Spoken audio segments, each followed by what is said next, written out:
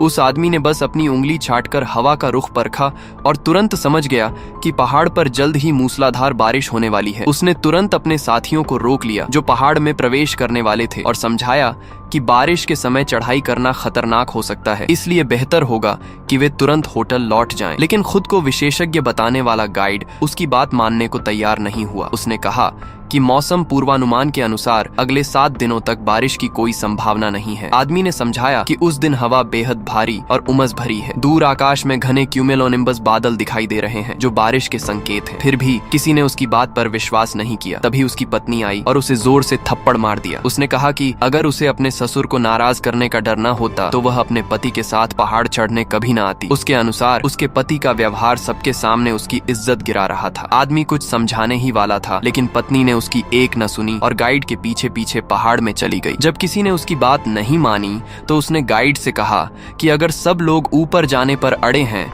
तो कम से कम सामान सब में बांट दिया जाए ताकि आपात स्थिति में बचने की संभावना बढ़ सके। लेकिन गाइड ने उसे धक्का देकर अलग कर दिया और कहा कि वह बेवजह चिंता न करे, उसकी पत्नी की जिम्मेदारी वह खुद ले लेगा। आदमी बेबस होकर सबको पहाड़ में जाते देखता रहा। वास्तव में वह एक प्रसिद्ध खोजी यात्री था। 5 साल पहले पहाड़ चढ़ते समय उसने अपनी जान जोखिम में डालकर अपनी पत्नी के दादा को बचाया था। उपकार चुकाने के लिए दादा ने अपनी पोती की शादी उससे कर दी थी, लेकिन उसने कभी अपनी पत्नी को अपनी असली पहचान नहीं बताई। पिछले 5 वर्षों में उसकी पत्नी अपने करियर में व्यस्त रही और उसे लगता था कि उसका पति उसी के पैसों पर जी रहा है।